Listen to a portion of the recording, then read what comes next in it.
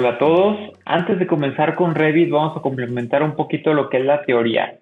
Si se fijan, aquí tenemos un ciclo, se podría decir, del proceso BIM.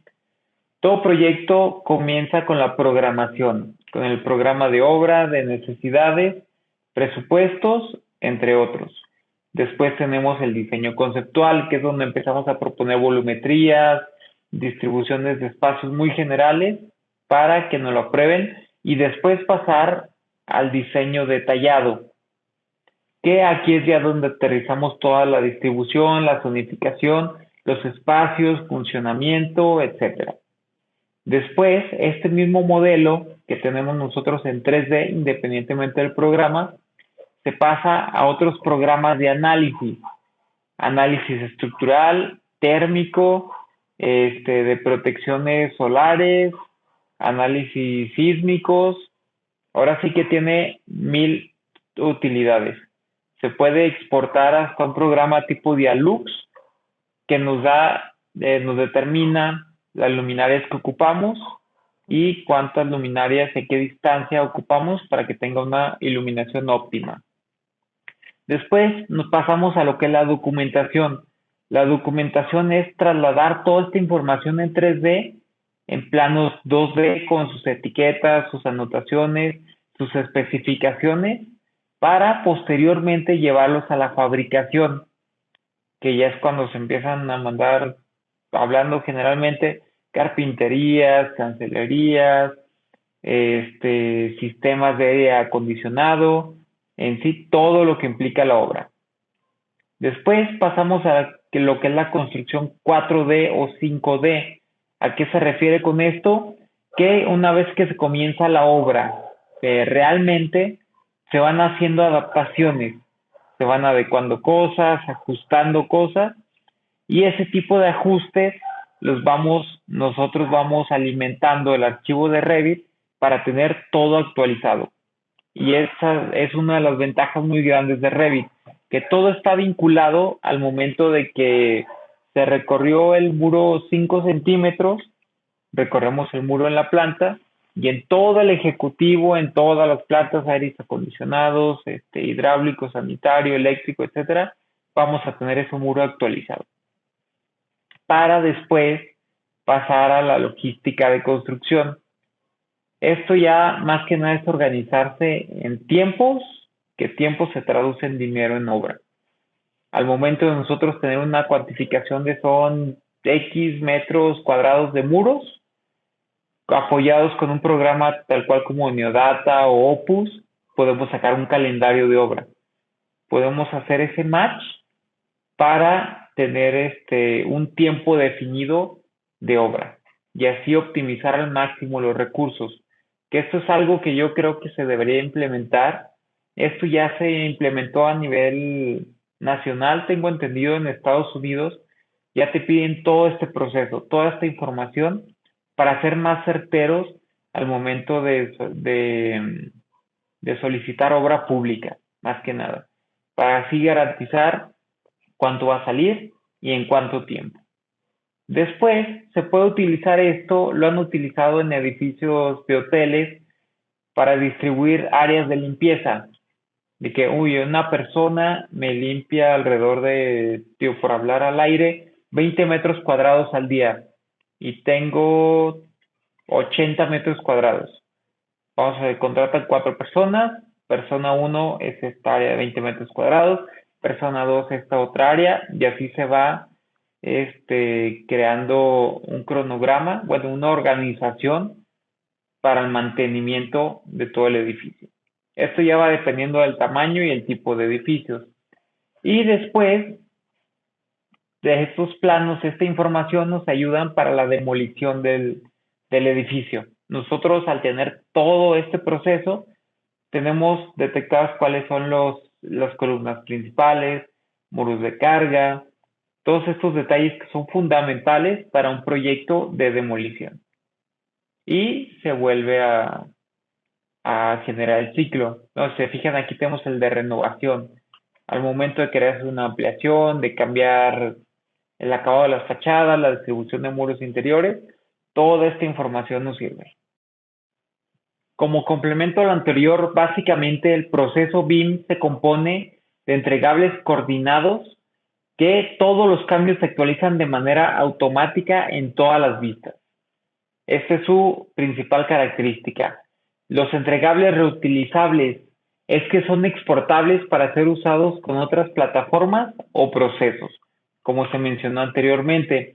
Si el proceso produce entregables coordinados y reutilizables, entonces se potencializa el diseño arquitectónico, estructural, de sistemas mecánicos, eléctricos y de plomería, así como de obra civil. Los exportables, que es el análisis de energía, iluminación, ventilación, esfuerzos, de riesgo, de espacio, costos, productividad, entre otros. BIM y 3D no es lo mismo. BIM es más que 3D y podemos tener 3D sin tener BIM. Hay que tener esto claro porque BIM es más que nada la metodología, el proceso que tú haces para poder exportar esta información y se aprovecha al máximo. Se fijan, tenemos que el 3D nos ayuda a la coordinación, detección de interferencias. Esto es de que tenemos el diseño estructural, tenemos una trave y después tenemos un aire acondicionado que ocupa un ducto que pasa exactamente, intersecta con esa trave. Esa es una interferencia y es un detalle que en la obra se tiene que adecuar o se tiene que bajar el ducto, el nivel del plafón o se termina a veces perforando las vigas metálicas o cambiando el sistema estructural. Esos detalles en obra son muy costosos y llevan mucho tiempo. Aquí en el 3D los podemos detectar y corregir sin la presión de la obra ni del dinero. Y asimismo, esto del 3D nos ayuda a la visualización y renderización.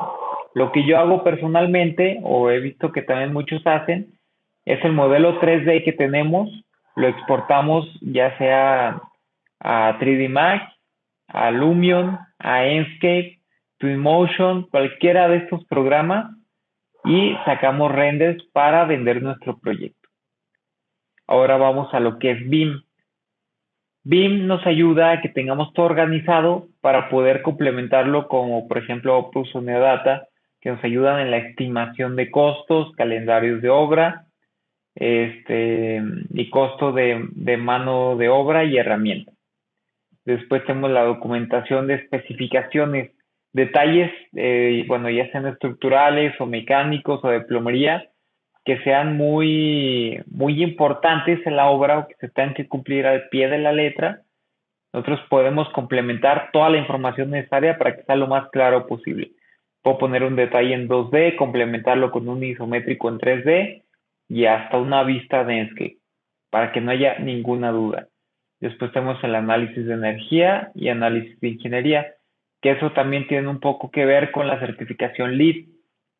Digo, ya hablando términos más altos, pero en proyectos chicos podemos complementar el asoleamiento, tener en cuenta dónde va a haber más incidencia del sol, dónde vamos a tener más sol y sobre eso nosotros tener un criterio para poner o vanos más chiquitos o celosías o sobre fachadas para evitar estos o optimizar al máximo el diseño. Algo muy importante tener en cuenta en Revit es la organización de los objetos o las jerarquías. Se subdivide principalmente por categorías, familias, tipos e instancias. Una categoría son los elementos de mayor nivel en la organización del modelo. No se pueden combinar ni cambiar de una categoría a otra. Yo los entiendo como los layers de AutoCAD. Es como si tuvieras un layer predefinido que al momento en que haces una puerta o una ventana, automáticamente se mete en ese layer. Yo no puedo meter una puerta en categoría de muros. Esto no te lo deja el proyecto y te obliga a tener un sistema de organización. Después tenemos a las familias, que son elementos dentro de una categoría que tienen características en común.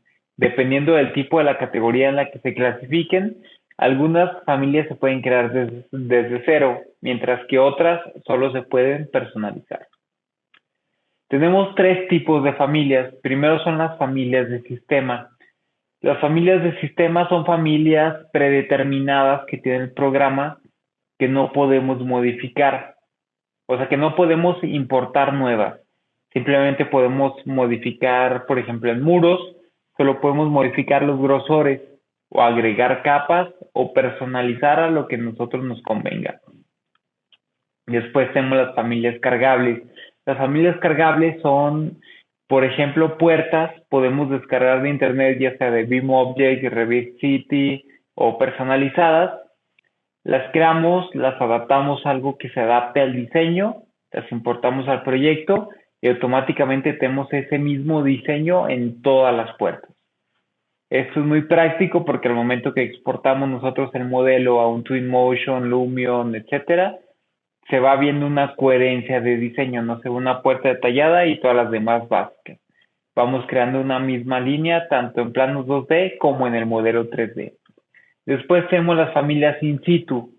Cuando queremos crear una masa un poquito más personalizada, más creativo, por así decirlo, tenemos esta opción. Aquí nos permite modelar con instrucciones, revoluciones, barridos. Tenemos varias opciones para poder hacer lo que a nosotros queramos de diseño. Si queremos un triángulo, una instrucción, un volado, una celosía, la podemos crear con esta opción. Aquí tenemos ejemplos de familias. Tenemos tres familias de puertas diferentes. Familia de puertas corredizas, familia de puerta con ventana y familia de cortina metálica. Estas tres familias podemos personalizar los tipos con tres variaciones. Yo puedo crear esta que sea, quiero una que mida 2 metros por 2,10, quiero otra que mida 3 por 2,10 de altura para uniformizar alturas y otra de 4 por 3 metros. Esta se subdivide en estas otras tres opciones. E igual puede ser en esta y en esta, como vemos en el ejemplo. Aquí tenemos una de unos 90 por 2,10, aquí es como unos 50 por 2,10, aquí puede ser 1 metro por 3 metros. Podemos ir creando estas variaciones y estas variaciones que vayamos guardando las podemos replicar en el mismo proyecto o guardar como plantilla para aplicar en futuros proyectos. Los tipos. Una familia puede tener distintas variaciones de la misma familia. A estas variaciones se les llama como tipo, que son estas, una un poquito más ancha, más alta, etcétera. En las familias del sistema donde no podemos crearlas, los tipos es la forma de modificarlas dentro del modelo para ajustarlas a nuestras necesidades. La instancia. Las instancias son de que en el momento en que colocamos una familia de determinado tipo en el modelo, creamos una instancia. El modelo está formado por instancias. Las instancias tienen propiedades o parámetros. Cuando variamos estas propiedades, solo afectan a las instancias que tengamos seleccionadas. Instancia se puede traducir en los elementos que tenemos colocados dentro del proyecto.